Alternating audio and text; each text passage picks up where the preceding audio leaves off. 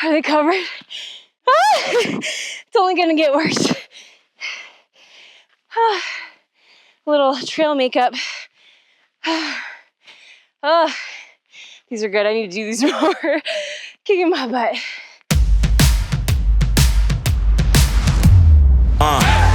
We ready for war. Never back down. Give me some more. We came for the title, killing the game, dead on arrival. No mercy for rivals. This is for glory. This is our story. This is the future. This is my time. I grind and shine. I put in the work and push the line. I'm holding my ground. I never back down.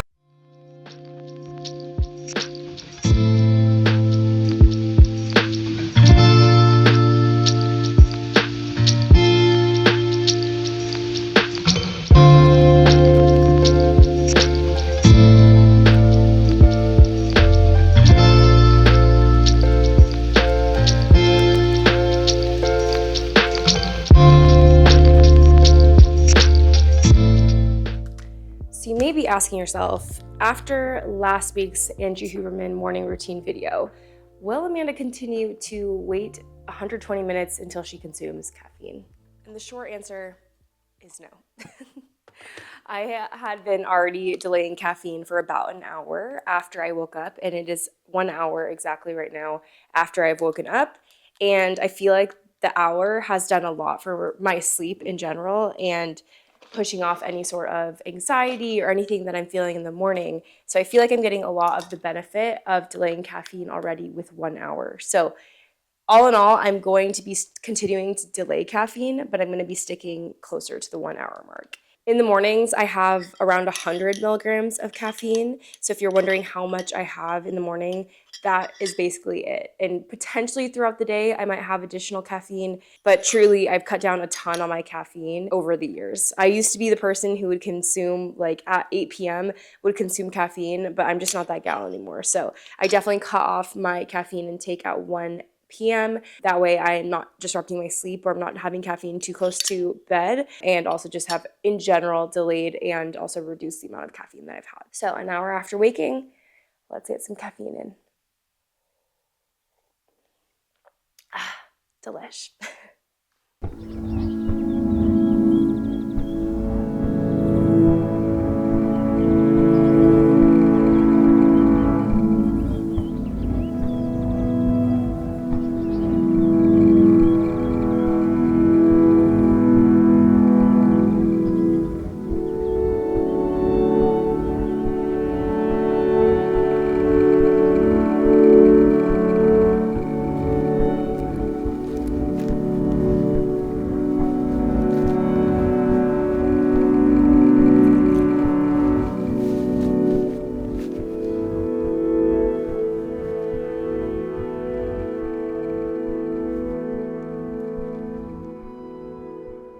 All right, we are getting ready to go do our run. We have 12 easy miles this morning. Brennik might not be able to be here for the whole thing, but we'll definitely capture some great content for you guys here. It is a beautiful, crisp morning. We have like the most beautiful sunrise ever. So I'm very excited to run on this trail. We haven't done this trail before, so I'm excited to take you guys along.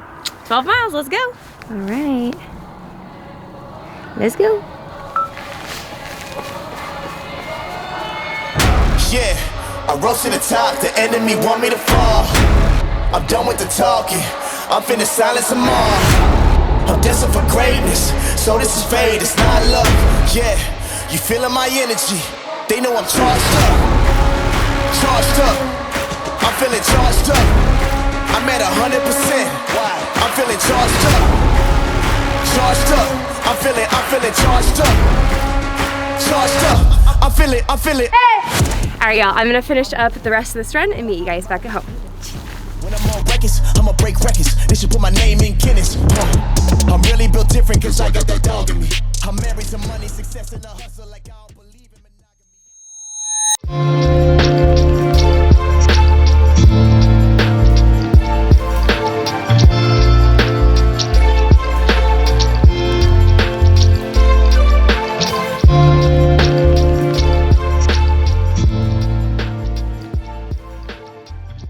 All right, so we are just giving a footwear update. I've actually really been loving these Adidas Terex Agravic or Agravic. There's like a, I think it's Agravic. I don't know if this is going to be my 100-miler shoe just because I feel like I would like a little bit more cushioning, but I did all of Zion training camp last weekend in them, and I do really like them. I'll keep you guys updated. I think for anything under 100, like for a 50-miler, I think this would be a really good option. But it's just when you get to the hundreds that things just get a little more dicey. So I do really like them though. So not sponsored obviously by any shoe companies right now. So testing a bunch of stuff out, and I really do like these. I do have some North Face shoes on the way, so I'm excited to try those out. It's probably not a good idea to be like trying to find your race shoe 5 weeks out, but I'm kind of out on the Zagama after Leadville. They gave me pretty bad blisters, and I just feel like the foam in them is pretty dead. So kind of just always keeping my eye out for another pair of shoes that I really like. So far so good with these guys. But I did that recovery session in between this session and our total of almost 13 miles today. I'm not necessarily feeling fresh because we've been doing doubles, but we're about as good as we can get. Anything to get the speed in, honestly. So I don't need to be fresh for this. But I guess a little overview on what we're doing for speed today. It's going to be a really quick session. So I really want to hit around 6 intervals of 30-second hill sprints. So 30-second to a minute, I'll kind of see how I'm feeling. If I'm feeling like 30 seconds isn't enough, I'll push for a minute, but I think it's going to be just fine. For VO2 max stuff, just a frame of mind, you really want to be pushing all out, like 100% all out, nothing left in the tank. If we're not really hitting the heart rate that we want to hit, I'll probably extend it to 1 minute. Sometimes it does take my body a little bit longer to get in those high heart rate zones. So we'll kind of adapt as we need, but 6 intervals. We'll take rest in between those intervals to ensure that I'm actually able to give 100% on those intervals, and then we'll be done for the day. So these speed works are quick. These speed sessions are quick, but they're really effective. Tomorrow morning, I don't recommend this. I do have a full speed session at 21 run. Don't recommend stacking your speed days, but for me, because I have something going on Friday, I'll just say it. I'm doing overnight 50K. So from midnight until 8 a.m. just with some friends, we're running 4 miles every hour. So because I had to kind of adjust things that way, that's kind of what we're doing. So I feel like this training block has been a little chaotic, but that's okay. This is the beauty of Ultra, and honestly, I wouldn't have it any other way. So gonna bring some fuel for me in case I need to fuel, which actually no, because I will need to fuel in between my intervals. And yeah, be good to go. Let's go kick some butt. All right, so we are at the top of the section that we're gonna run. I don't know if the camera's gonna register the grade of what this is, but I'll let you guys know what our total gain is after we're done here. But we're essentially gonna be doing these little switchbacks back and forth. You guys will see in the clip. And then taking rest after each interval. So I'm kind of gonna go by feel on whether I'm gonna do 30 seconds or a minute, but my goal is to push really, really hard. I want to build lactic acid in my legs. Like I want to feel fatigued, and the goal is to come up here and like be hunched over breathing really hard. I did have a comment on one of my track videos saying that because I'm training for a marathon and a 100-miler that I shouldn't be out of breath in my training. And I'm just going to tell you straight off the bat, that's incorrect when it comes to science-based training. So we want to be actually pushing into VO2. So if you're in the mindset of like you should never be working hard if you're training for a long endurance event, I'm just going to kindly correct you on that. So, so we're going to do 6 intervals, 30-second, 10-minute intervals. Oh, I'm scared, but it'll be good. G1M in here, got some gels and a snack for after. So let's do it. Oh, also I'm going to be running the downhills. A huge benefit of training the mountains, I'm so lucky and blessed to have the mountains here, is we're also able to train the downhill stimulus. So repetitive motion over and over and over downhills can really impact runners when they're first beginning. Thankfully, I do come from a trail background, a mountaineering background, but I'm still kind of newer to trail running in all honesty. So the more downhill training that I can get, the better. So we're gonna run uphill, we're gonna take a rest, and then run the downhills to simulate that pounding motion. Gonna run down there, and then I'll start the interval for you guys. Let's get it.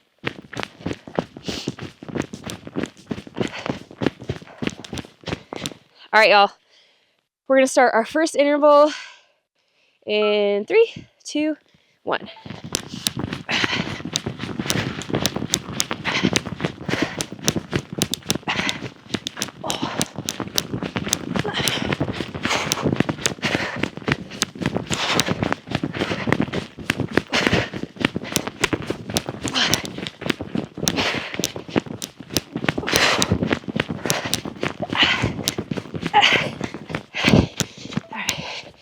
That took me 25 seconds.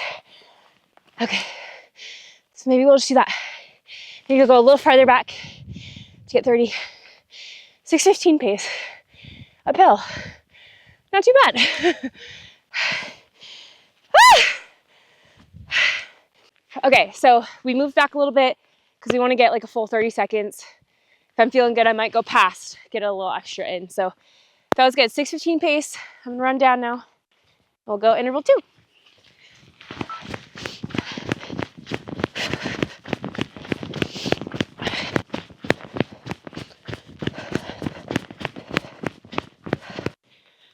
All right, interval number 2.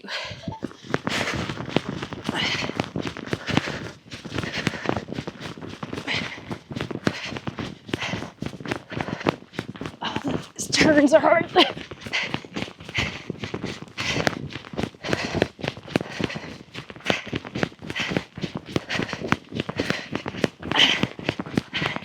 Oh, shoot.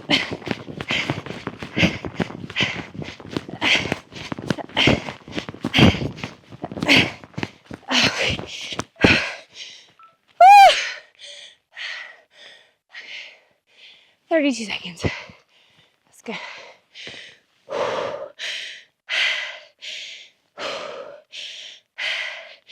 These turns are hard with the mud.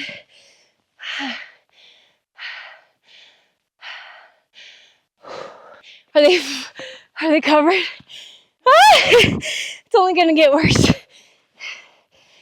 Ah, a little trail makeup. These are good. I need to do these more. Kicking my butt. But this is exactly what we want. We want the body to be struggling to catch breath, etc. But I'm already feeling better, so that's number 2. I'm gonna do half the intervals, 30 seconds, and then we'll do half in a minute. I do want to push a little bit harder, so I might go down a couple more switchbacks and then do minute-long ones after this. It's all kind of relative on this because we're going by the train, but it's good. Okay, I'm gonna run down and we'll start interval 3.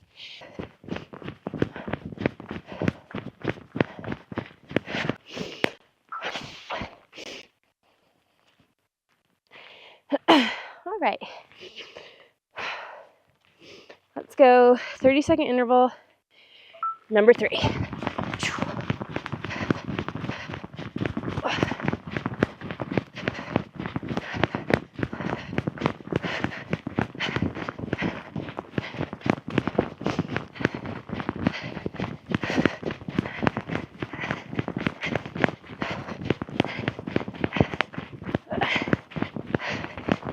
Shoot. Oh, the mud. Oh my goodness. I slipped a ton on those.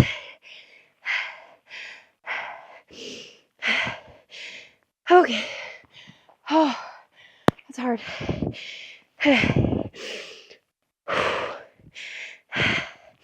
So, heart rate, not really getting where I wanted to go. My breathing would say otherwise. But sometimes there's a difference between athletes.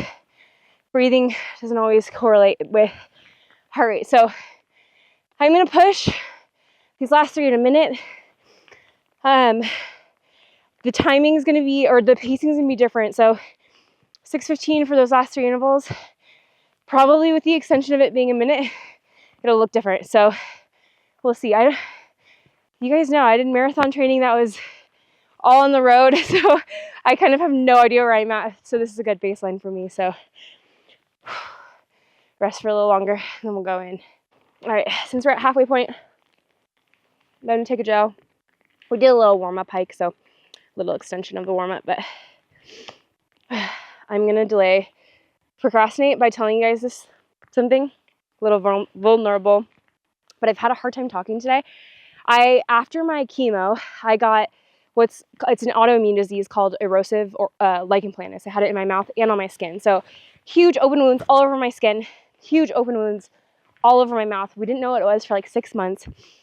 And finally got diagnosed and was put on like super, super high dose steroids. But I still have, it's because it's an autoimmune disease, I still get flare-ups, so on my skin and on my mouth. And anytime I get like sick, I always get flare-ups in my mouth. And I have a flare-up right now that's probably the worst that I've had in like 4 years. So, or since I got so it was probably like 2 years ago.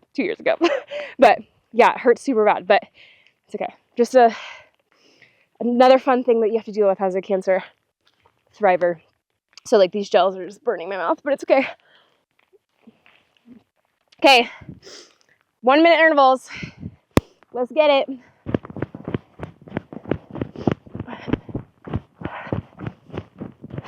All right. A little extra switch back here. Alrighty, let's go. 1 minute.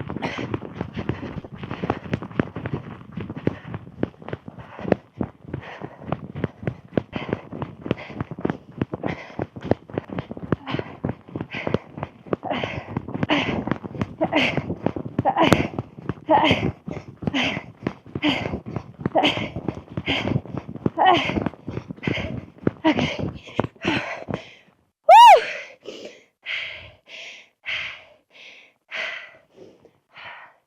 52 seconds. Okay.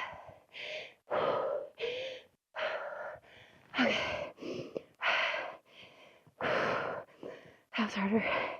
1 minute's obviously harder. I didn't go out slower. I went out fast.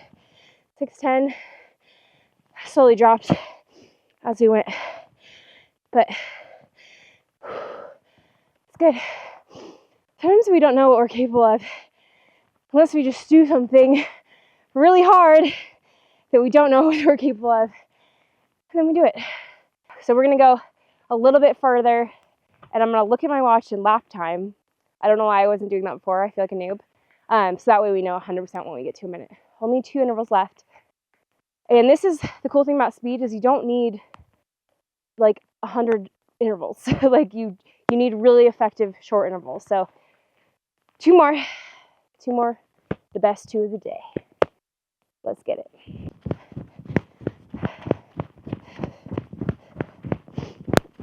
Okay, let's go.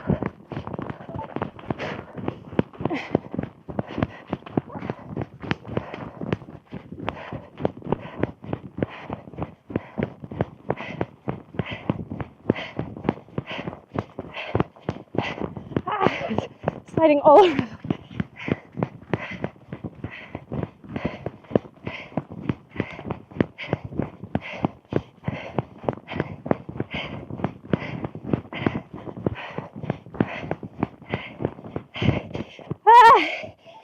Okay.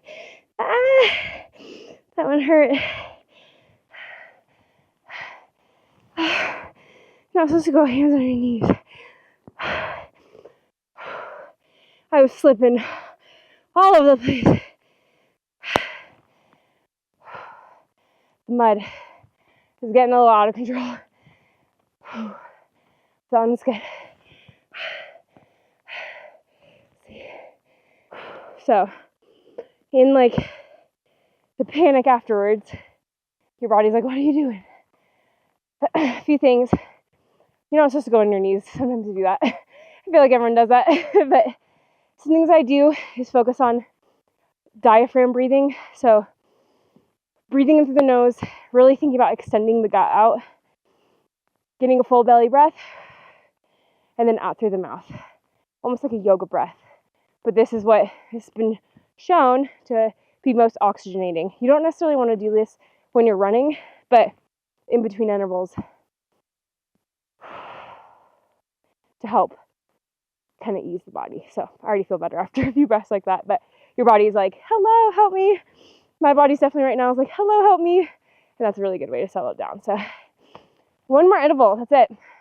Short and sweet. That one felt really good other than the mud. So, but there might be mud on race day. So it's good to be prepared for anything. So maybe a couple seconds slower than it would be on regular terrain, but that's okay. I'm gonna go down, rest for a little longer, and then last interval, best and last. Okay.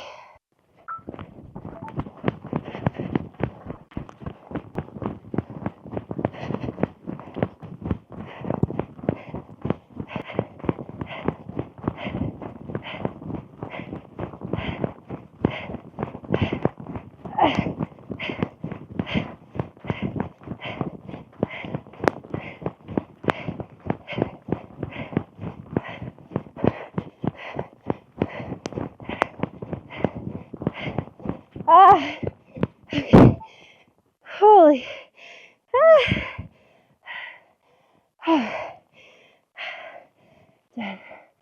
Oh, I just felt all the dirt smush onto my thigh. Okay. That was good. Super good. Yay, we got in the red. Heck yeah. All right. We will make our way down. But this is like 100% the stimulus that I needed for Leadville. We did track workouts, etc., but this is kind of where the money's at. Next time we'll probably pick a bigger grade. These are really good little pushes of intervals, but I definitely want a little beefier of a hill next time. So super good. Very happy with how that workout went. I'll check in with you guys at the car. We're gonna hike back down to the car, and I'll give you a look into kind of what we did as far as elevation gain goes. We were really only out here for a total of 21 minutes. So very short workout, but check in with you guys in the car. Okay.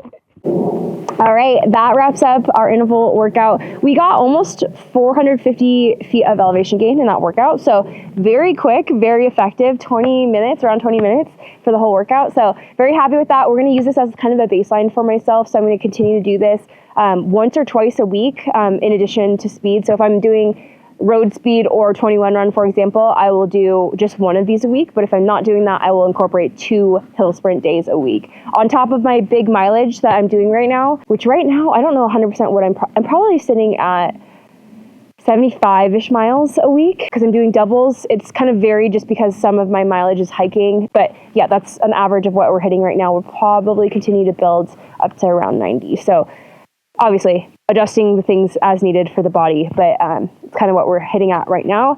Very happy with how I'm feeling today. I'm very happy with that workout, and yeah, just really excited. So if you guys want to see anything in the future, we do have the race preview. It'll be more of like a raw video showing you guys the course and my Zion training camp with the guys. So we'll definitely post that. But if you guys want to see anything else from the series, please let me know. We don't have that many series videos left, so I want to make sure that I'm doing everything I can to show you guys more of this process and things that I feel like maybe some people kind of hide behind the hood. So very excited. Thank you guys so much for being here. I love making these videos. I love making these series. I feel like for me, it's like honestly sometimes a little bit surreal that this is what I do for a job. So I just really appreciate you being here. If you're not already subscribed, please make sure to subscribe and leave a comment below, like the video.